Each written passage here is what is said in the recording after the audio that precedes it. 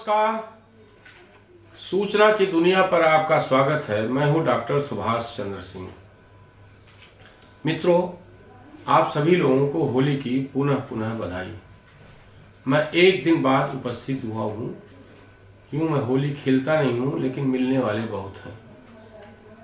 बहरहाल, आज जब मैं एक दिन बाद उपस्थित हुआ हूं तो मैं अरविंद केजरीवाल की फिर बात करूंगा। अरविंद केजरीवाल पर सभी टीवी चैनल, सभी यूट्यूब चैनल, सभी वेबसाइट्स सब कुछ न कुछ लिख रहे हैं, बोल रहे हैं। हाँ, ही अरविंद केजरीवाल ऐसे, जैसे कहते हैं ना, हरि अनंत हरि कथा अनंता, वैसे अरविंद केजरीवाल अनंत और केजरीवाल की कथा अनंता।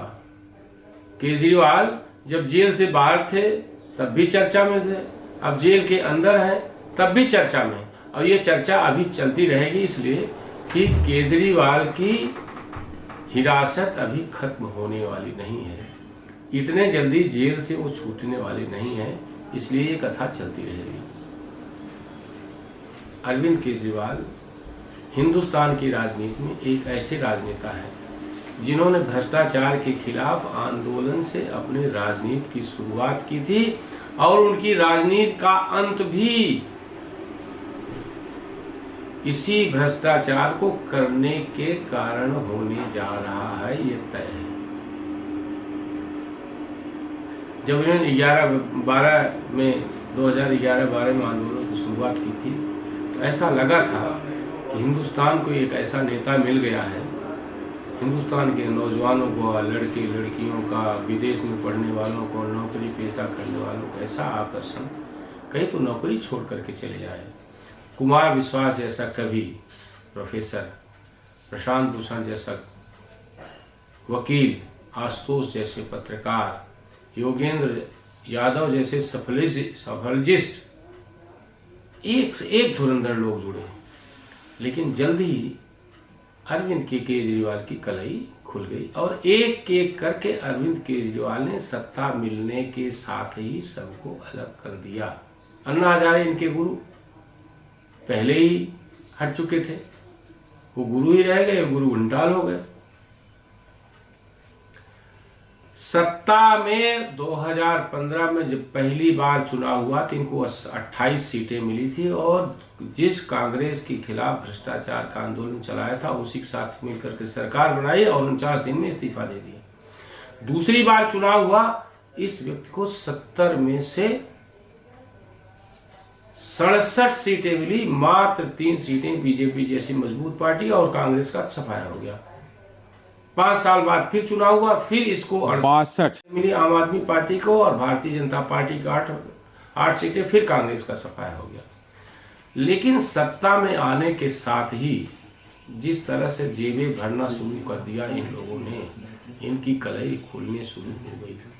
सोमनाथ भारती पहले जेल में गए, अमानतुल्ला खान दंगे में जेल में गए, सिसोदिया शराब घोटाले में जेल गए, संजय सिंह जेल में गए, सत्येंद्र जैन जेल गए, और अंत में अरविंद केजरीवाल भी अंदर हो गए। तो गालिब का एक शेर जो है मेरे पास किसी ने भेजा, जिसको आप लोग व्हाट्सएप यूनिवर्सिटी कहते हैं, कभी कभी उसमें अच्छी चीजें भी आ जाती है, मैं उसको पढ़ता हूँ। और ये गालिब का शेर अरविंद केजरीवाल पर बहुत सटीक बैठता है। वो बंद करवाने आए थे तवायफों के कोठे, मैं दोहरा रहा हूँ, वो बंद करवाने आए थे तवायफों के कोठे, मगर सिक्कों की खनक सुन खुद मुजरा कर बैठे। मैं फिर दोहरा रहा हूँ, वो बंद करवाने आए थे तवायफों के कोठे, मगर सिक्कों की खनक सुन खुद मुजरा कर बैठे।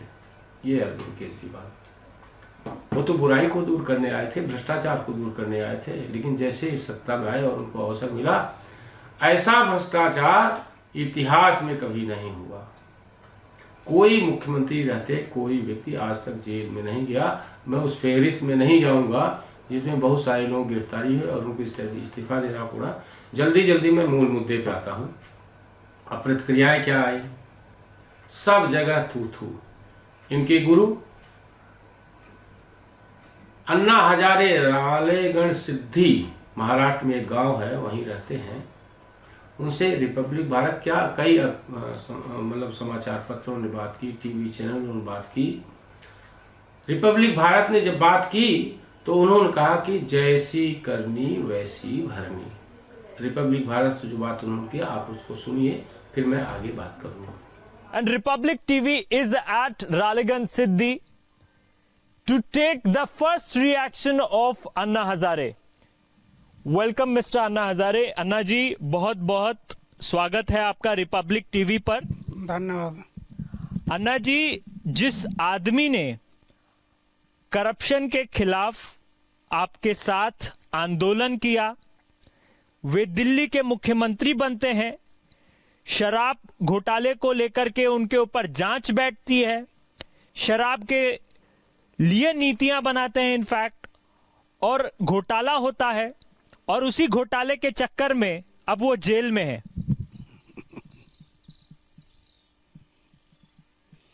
जैसे करने वैसे भरने, जो आदमी जैसा करेगा वैसा भरेगा। अच्छा किया अच्छा बात हो जाए, बुरा कर्म किया बुरी बात हो जाएगी।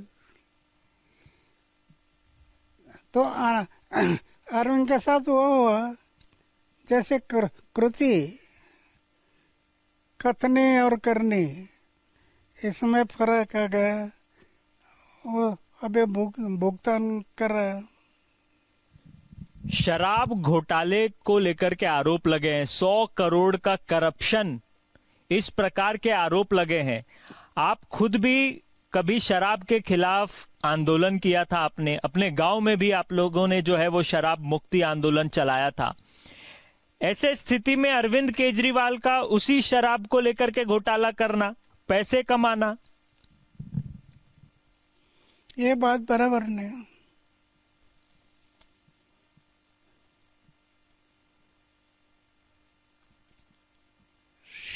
शराब ये बुरी है ये किसको पता नहीं, छोटा बच्चा जानता है तो बूढ़े तक सबको पता है कि शराब बुरी है।